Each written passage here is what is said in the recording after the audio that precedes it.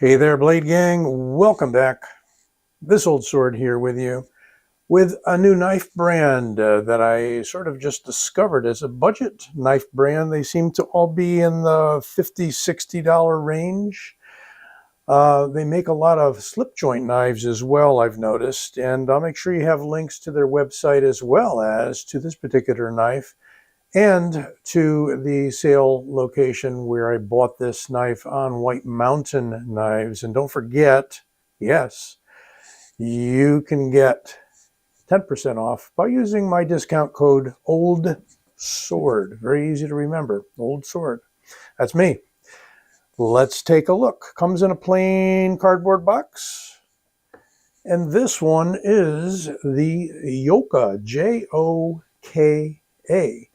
And it is supposed to mean serpent. I don't know in what language, but Joka, not Joka, Joka. And there she is. I'll tell you a little more about this from the Rosecraft website. There you go. That's this particular color. It does come in many other colors. Now, it is, there's some of your specs, but we're going to measure this one up anyway. It comes in RPM 9 steel, and I thought that was very interesting because isn't that Artisan's proprietary steel? And I thought they were the only ones making that. It's a powder metallurgy steel. It's a budget steel.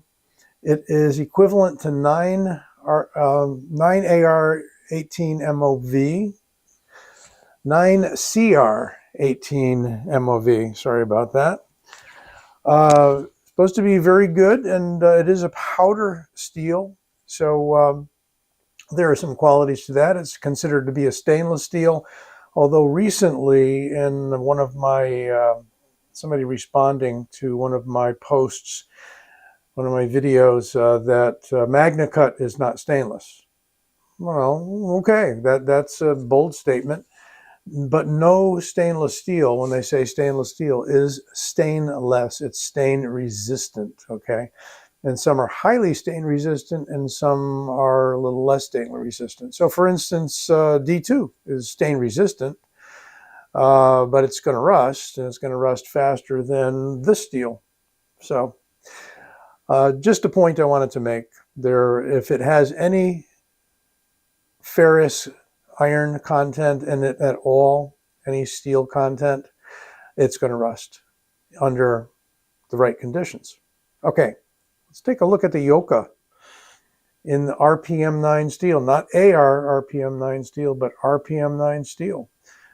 So it's about 62 bucks MSRP, and it's around there on White Mountain.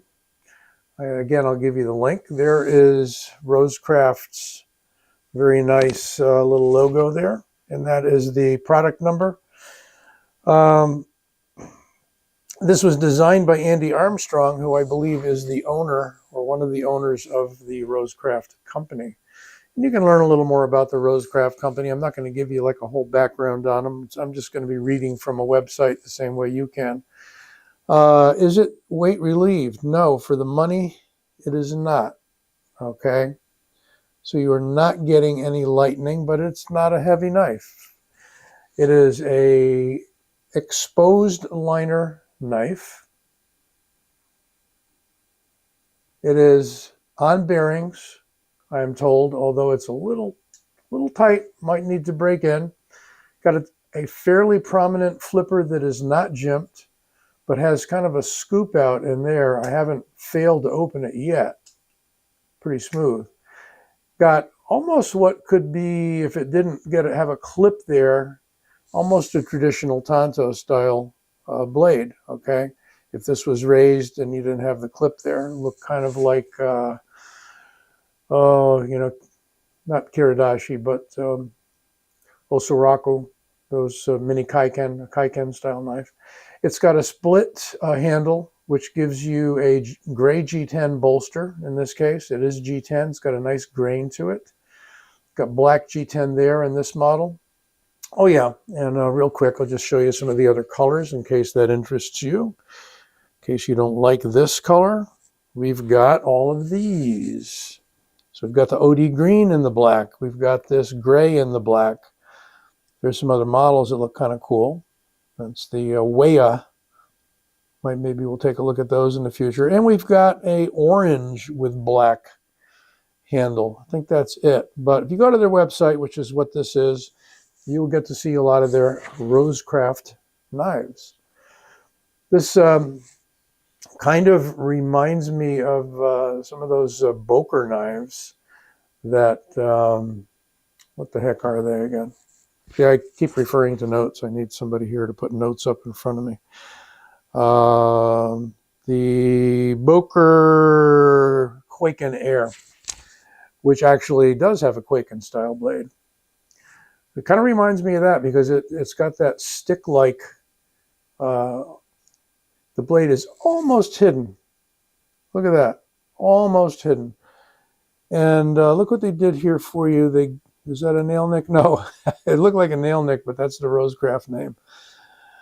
My bad. Pretty smooth. And I haven't loosened it. I would just allow it to break in. There's your bearings inside. And what else did I notice? It does run on a track inside, so it is a hidden pin. Yeah. So they put their bucks into that rather than lightening it, which is fine. So there's no stop. The stop pin is your double pins, one on each side of the blade, running in tracks. And how's the lockup? Solid. Nothing. No wiggle, no nothing, no blade rock, no play. Deep carry clip. Oh yes. Inset with flat-headed screws. And yes, reversible. And you even get a lanyard hole for your money. Well, let's measure it up. And in case you need the specs, you can see it's kind of a medium-sized knife. It's coming in a little over 7.75. We'll call it 7.8, okay? And 3.5-inch blade. Cutting edge, slightly less than that, more like 3.25. And in inches, the thickness, 0.53. Nicely contoured, however. Blade stock, 0.12.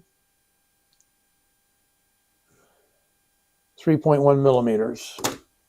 And that all-important weight, so this isn't going to be a pocket anchor for you. I don't think it's coming anywhere close to that, even without the weight relieving. Try that again. And we've got 3.44 ounces. We'll call that 3.5 ounces. Close enough. 3.5 ounces, not bad. And 3.5-inch blade. Bingo! Bop, bop, bop, bop, bop. Buzzers going off, bells going off, fireworks. Ounce per inch. Ounce per inch. You get a fairly long knife. I got about an inch left over there. No jimping on the blade. It's smooth, fairly wide. You get a good portion of the spine to place your thumb on there. I think that's fine. You can work with the knife, but because of the belly and where the tip is, you got to bring it up pretty high. You've got Rosecraft on one side, their logo. You've got the model number there and the Rosecraft emblem there, which I think I pointed out before. She drops a little bit and has a nice swedge. So this gives you a belly, but with a point. Pretty good. Comes through pretty sharp. Do we even want to test this guy? Maybe we will. Magically, the paper appears from elsewhere in the room. Piercy. Yes. Is it slicey?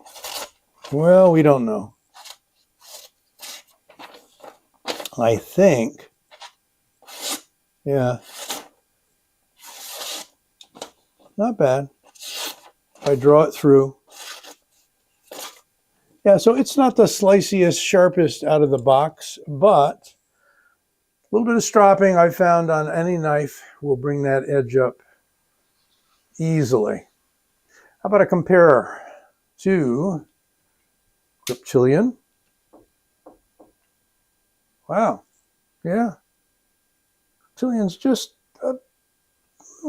fractions of an inch longer. Certainly much taller. This is a very narrow knife. And, oh yeah, the rat one. Why not?